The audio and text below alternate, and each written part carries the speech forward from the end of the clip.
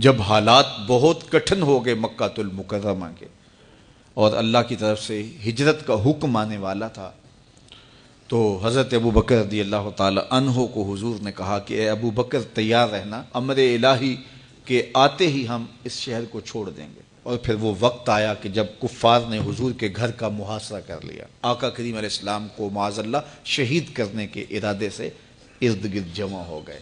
آقا کریم علیہ السلام نے ہاتھ میں خاک پکڑی اور سورہ یاسین پڑھتے ہوئے ان کی آنکھوں میں جھونکتے ہوئے حضور گزر گئے اور انہیں پتہ بھی نہ چلا، اور وہ مکان کا محاصرہ کیے ساری رات کھڑے رہے۔ صبح بستر سے حضرت علی المرتضیٰ اٹھے، اللہ اکبر، تو آقا کریم علیہ السلام نکل گئے اور حضرت ابو بکر صدیق کے گھر تشریف لے گئے۔ اب دروازے کو دستک دینے لگے تو آواز آئی، حضور میں حاضر ہوں۔ حضرت ابو بکر صدیق تیار کھڑے تھے، تو کہا ابو بکر تم تیار ہو؟ کہا حضور آپ نے کہا نہیں تھا کہ تیار رہنا، کبھی ہجرت کا حکم آ سکتا ہے تو میں تو اس دن سے ہی تیار رہتا ہوں کہ کب حضور آئیں اور جو فرمائیں میں وہی کروں۔ اور پھر وہاں سے لے کے حضور کو وہاں تک گئے، اور جبل سور کی چوٹی پر وہ غار ہے، اللہ اکبر، اس غار میں جانے سے قبل حضور کو باہر بیٹھنے کا کہا، عرض کی حضور ذرا میں غار کے اندر کے ماحول کا جائزہ لے لوں۔ غار کے اندر اترے، پہلے اس کو صاف کیا غار کو، پھر دیکھا جگہ جگہ سوراخ تھے، تو اپنا امامہ پھاڑ کے قمیض اتار کے اس کے ٹکڑے کر کے ان سوراخوں میں کپڑا دے دیا۔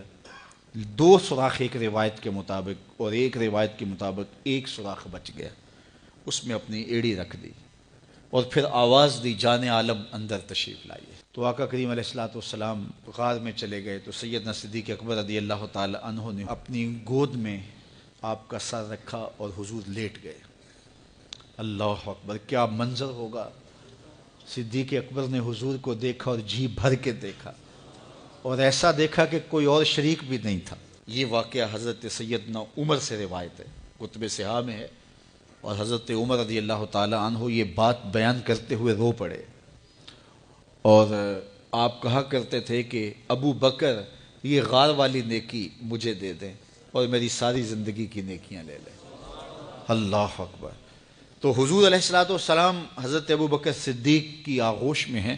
اب ہوا کیا کہ سانپ نے جب ہر راستہ مسدود پایا تو خیر وہ اس راستے پہ پہنچا جہاں انسانی گوشت نظر آیا، تو سانپ نے پھر ڈنگ لگایا۔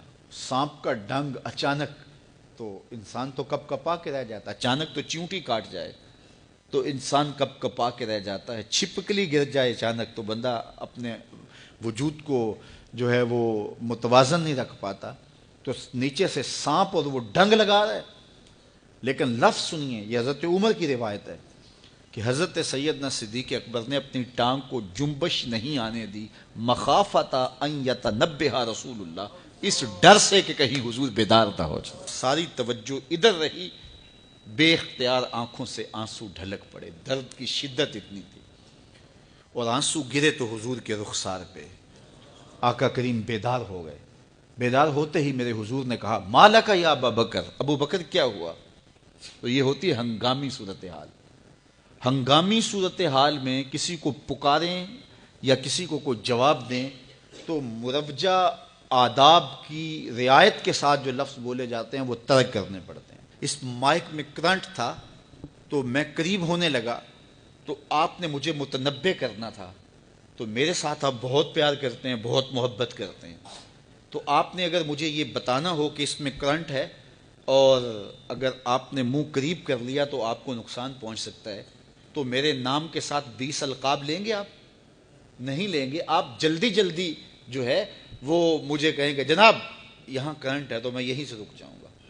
یہ تو ہے کہ آپ میرے لیے کر رہے ہیں، اور اپنے لیے کسی کو پکاریں تو پھر بھی یہی بات ہے۔ اللہ اکبر۔ اب حضور نے جب کہا نا مالک یا ابا بکر، ابو بکر کیا ہوا، تو اب ہنگامی صورتحال تھی نا، تو فوراً کہتے لدغت، ڈسا گیا، مجھے سانپ نے ڈس لیا، فوراً یہ کہتے نا۔ لیکن حضرت ابو بکر تیری محبت پہ قربان، کائنات میں آپ نے ایسا عاشق نہیں دیکھا ہوگا، سانپ ڈنگ پہ ڈنگ لگا رہا ہے اور ٹانگ شل ہو گئی ہے،